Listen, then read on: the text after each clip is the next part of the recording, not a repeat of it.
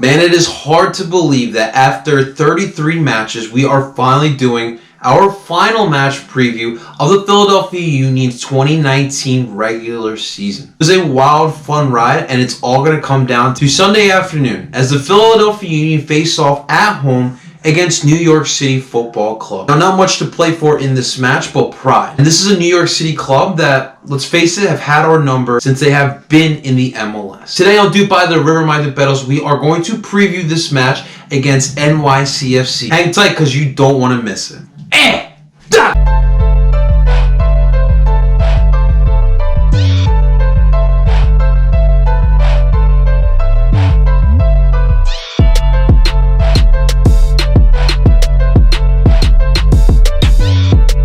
And welcome everyone to DOOP By The River, this show where we follow everything Philadelphia Union with me, and Parceo Philly. And if this is the first time you're tuning in to DOOP By The River, if you're returning back, I just want to say thank you for tuning in.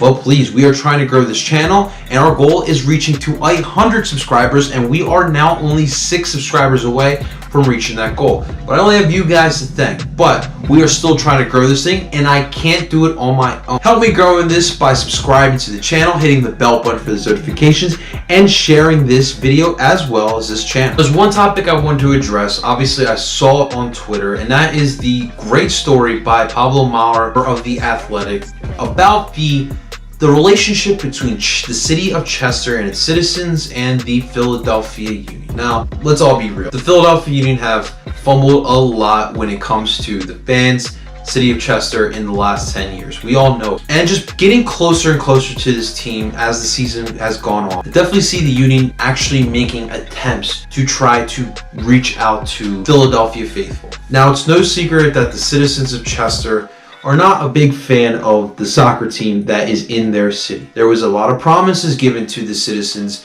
in the beginning of the team's inception. In particular, a campus that was supposed to be built on the Chester waterfront that would not only bring job and revenue, but, give a better image to the city of Chester that has been in a point of no return for over 50 years now. Now, here's my thought on this, and I'll put this to rest because it definitely has brought out a lot of different opinions from all over Union Nation. Has the Philadelphia Union failed the city of Chester? Somewhat. But I, like the Philadelphia Union and like the rest of the fans of the Philadelphia Union, we could all do a little more in our part of trying to reach back to the city of Chester. Now, if you guys have never ever wandered into Chester or even driven past 291, you can clearly see the poverty and the situation Chester is in. And it's not pretty at all. I can vouch for that for myself. Now, I know that in the beginning, the ownership promised that they would help the poverty of Chester, but let's be real. This is the MLS here. This is an MLS team that doesn't really generate a lot of revenue to begin with. This is not an MLS market. To think that the Union, who doesn't have the support of its own city, can help the city of Chester in its poverty, it's far-fetched to think. But let's not forget, the Union have helped rebuild that Chester high school soccer program that will help the young citizens of Chester to stay out of gang violence, stay out of drugs, and put them in a sport that's healthy and can actually give them a better future. That's huge on its own. The Sons of Ben have always given back to the city of Chester. I think if the citizens of Chester are going to point the finger at the Philadelphia Union or the state of the town that it's in, it's not fair, because Chester has been like this way before the Philadelphia Union have even been there. But like I said, myself, everyone associated with the Philadelphia Union, we could all do better. Guys, definitely check out that article. I will put the link in the description below because it is absolutely a great read and definitely something to think about as we are all going to continue heading back to Chester as the years go on to watch our Union. Let's not forget, behind 291, there is a different world that is associated with our soccer team. And that is right, the Philadelphia Union are facing off against NYCFC to end our 2019 regular season. And for the Union, this Eastern Conference is almost all set. Sunday afternoon is still a crucial match because, number one, we want to go into the playoffs with a little bit of confidence. Last week, we dropped the ball against Columbus in Columbus. And this week, it's all about getting back on our feet and heading to the playoffs on the right foot against a rival of ours. And if we win Sunday, and if New England can give us one more favor by beating or tying against Atlanta United, then we are the second seed in the playoffs. So you better believe that the Philadelphia Union are going to come out swinging. Now, when we look at our opponent, New York City Football Club, we know them very well. This has been a tough matchup for us since New York City were the expansion team back in 2014. Having never beaten them in Yankee Stadium, having some mild success against them at home, Sunday will be an absolute true test heading into the playoffs. Now, when we talk about NYCFC, obviously they are led by Dominic Torrent, who is one of the disciples of the great Pep Guardiola. So you gotta believe it's the same system that Pep likes to run, heavy possession and quick passing to move the ball forward. They like to play a lot of a one-striker system, whether it be a 3-back set, 4-back, 5-back set, 4-2-3-1. They like to line up in different formations. The thing is, we're not sure what New York City is planning or thinking about heading into this match. They have already locked up the #1 seed in the Eastern Conference. To be quite frank with you guys, they don't really have much to play for. Unless they really want to keep Philly down and show up and try to beat us in our own place. My expectation is they're going to line up in that 4-2-3-1. In the first matchup up in Yankee Stadium, they came out with 5 backs as Alex Ring played as that center sweeper, moving up and down through the pitch. I honestly expect NYCFC to line up in a 4-2-3-1, and they're going to dominate possession and attack, and they're going to try to put us away early. That's just my thing. When we're talking about the NYCFC attack, you obviously got to talk about Alexander Madrita, Maxi Morales, Albert Santos, and of course, the player we are all looking forward to booing come Sunday afternoon, Valentin Castellanos, the 21-year-old Argentine. This season, I will give respect where respect is due, has definitely demonstrated he is talented, but also has demonstrated that he is the #1 crybaby in all of the MLS. Valentín, el domingo te tengo una sorpresa para ti, marica de mierda. But definitely a weak point for NYCFC is if you are able to turn the ball over from them and you are able to have a quick transition, the back line doesn't really scare me. And as well,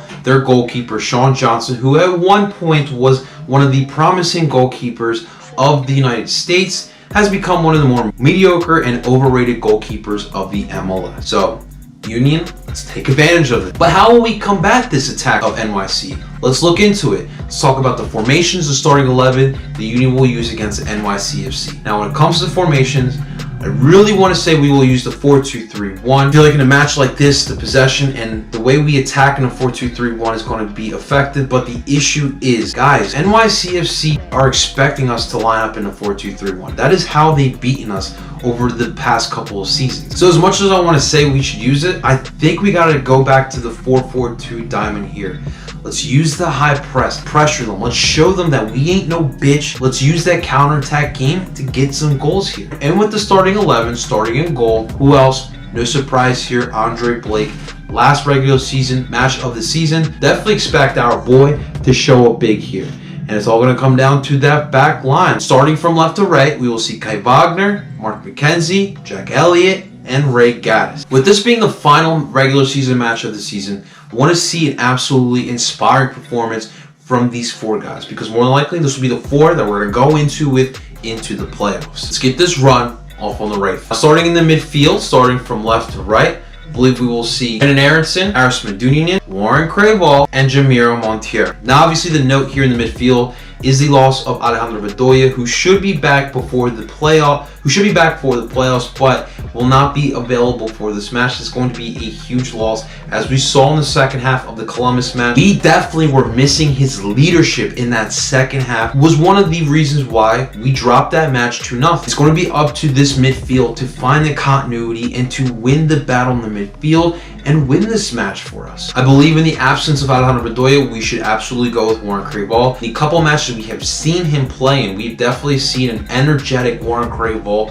who actually contributed on the attack. I definitely think that's who we should go with on the right-hand side. Brandon Aronson, congrats to the young Medford Messi, who got a senior call-up by the U.S. men's national team. Definitely a huge accomplishment. Definitely the reward of his great campaign that he has put together this season, coming out of nowhere as a youth product in the Philadelphia Union system to now being called up from the U.S. men's national team.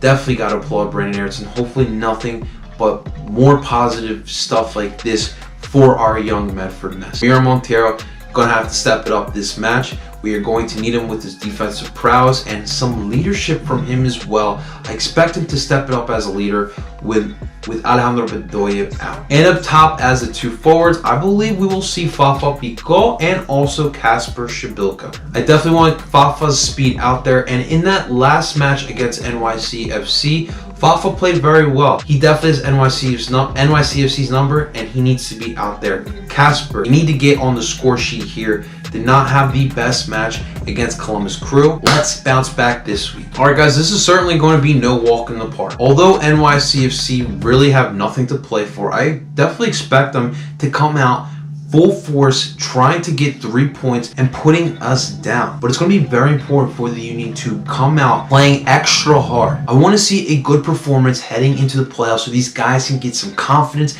and know that in the playoffs, they got this. I want them to start off this match quick. I don't want them to have to rely on a second half miracle. Let's put these guys away early. Let's get the 3 points. Let's move on to the playoffs with some confidence, knowing we beat a team that we have struggled with in the past. I believe in the final match of the regular season, in this season that has been so magical for the Philadelphia Union, I believe our boys in blue will come out victorious and take care of business. The Union win this match 3-1. Alright guys, well those are my thoughts on this match here against NYCFC. I definitely will be down there in Chester for this match. We'll be down in Larimer with Paul Catrino from Views from the Bridge and everyone's favorite hot taker on Twitter, Mike Thomas. So guys, if you see us, definitely say hi to us. Definitely going to try to catch up with the soccer hooligans who will be down there as well. If you see them, please go attack them as well. And please, guys, if you like what you see here and you want to see this channel grow, help me grow this channel by liking the video, subscribing to the channel, hitting the bell button for notifications, and sharing this video as well as this channel. Until next time, my duperos, vamos la you!